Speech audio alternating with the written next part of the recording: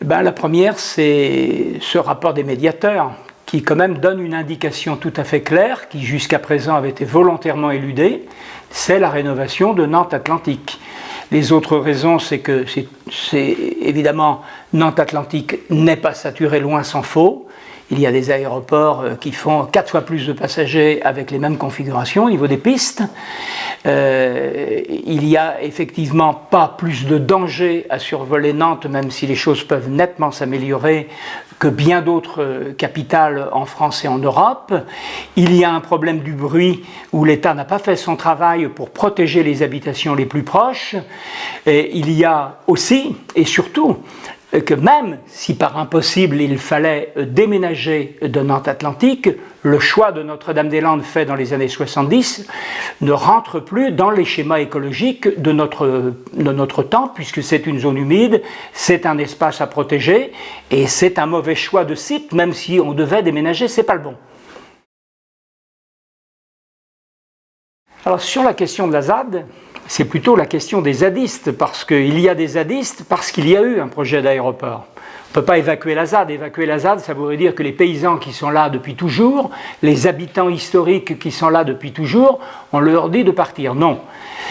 Restent ces occupants dits illégaux qui sont là surtout depuis 2012, depuis qu'il y a eu les grosses interventions policières dans l'opération César. Je crois que la sagesse, s'il y a un abandon d'aéroport, c'est de se mettre autour d'une table, avec les outils dont dispose l'État, un représentant de l'État, les organisations représentatives, Chambre d'agriculture, la SAFER, les syndicats agricoles, et de décider quels seront les usages et trouver un cadre juridique qui permette de rester sur ce territoire-là pour peut-être 50, 60, 70 personnes qui ont un projet de vie, qui ont un projet d'activité. Parce que rallumer une violence qui peut être évitée, moi, c'est pas ma tasse de thé. Je ne suis pas un va-t-en-guerre, je suis un pacifiste. Si on a réglé le problème, on ne fait pas l'aéroport, la grande majorité des occupants partiront. Si c'est l'inverse, il y aura encore beaucoup plus de monde après l'annonce du président de la République ou du Premier ministre. Non, moi je ne me pose même pas la question, sincèrement. Quand je vois que le président de la République nomme des médiateurs, que ceux-ci rendent un rapport qui pour la première fois réinvite la question de Nantes Atlantique dans le débat. On peut aménager, rénover, moderniser Nantes Atlantique maintenant, tout de suite, pour moitié moins cher que l'aéroport de Notre-Dame-des-Landes, avec des dégâts environnementaux qui sont beaucoup moins importants. Donc je ne me pose pas la question.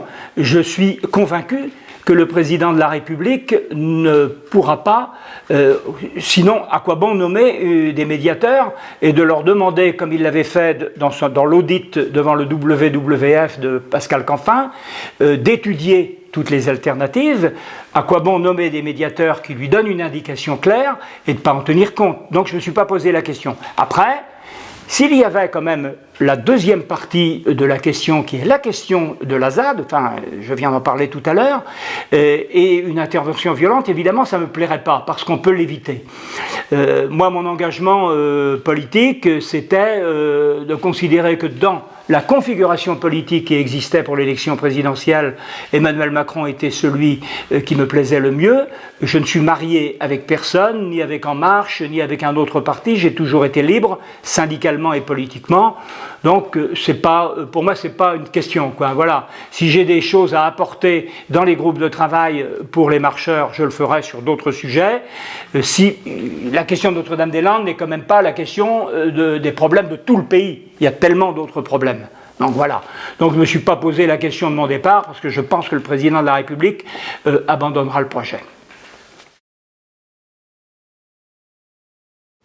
Moi, je ne vais pas répondre à leur place. Sincèrement, pour beaucoup d'entre eux, ils n'ont pas de formation politique. Je pourrais presque leur pardonner de ne pas avoir eu, avec le surcroît d'activité qu'ils ont à l'Assemblée nationale, qu'ils découvrent, n'ont pas eu le temps d'étudier ce qu'est réellement la réalité du dossier, sauf à relire ce que l'État nous dit et nous bassine depuis bien longtemps. Donc ils n'ont pas pris de position. Certains l'ont fait.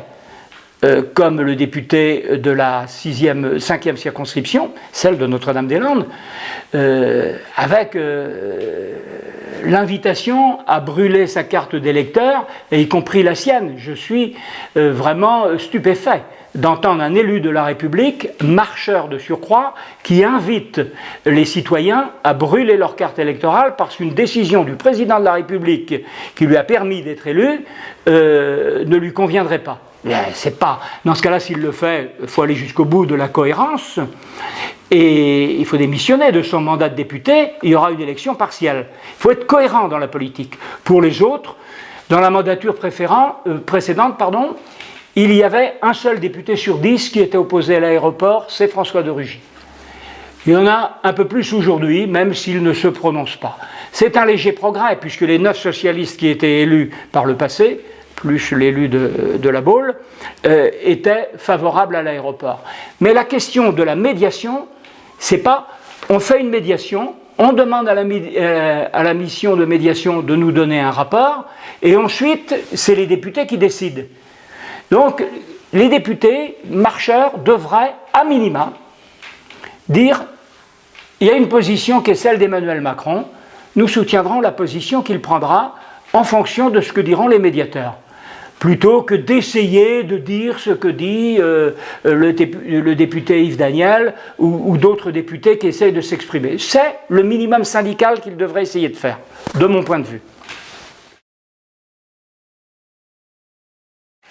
L'abandon de Notre-Dame-des-Landes, c'est d'abord la victoire de 50 années de lutte, et moi j'étais dans les premières réunions avec les paysans dans les années 70, une lutte très difficile pour beaucoup, et c'est surtout la possibilité de faire de ce territoire, dès lors qu'on a trouvé un cadre juridique qui convient pour restaurer l'état de droit, comme chacun l'entend.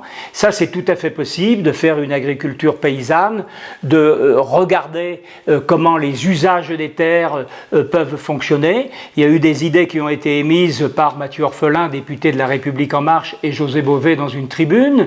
Et il y a également le maire de Notre-Dame-des-Landes qui dit il y a de la place dès lors que l'état de droit est restauré. Donc on peut, en préservant cet écosystème, être un laboratoire expérimental d'une agriculture périurbaine aux portes de Nantes, qui va manquer à beaucoup de villes en France. Nous aurons besoin d'agriculteurs à proximité des villes au moment où on nous parle des réseaux courts et de la relocalisation de l'économie, y compris de l'économie agricole.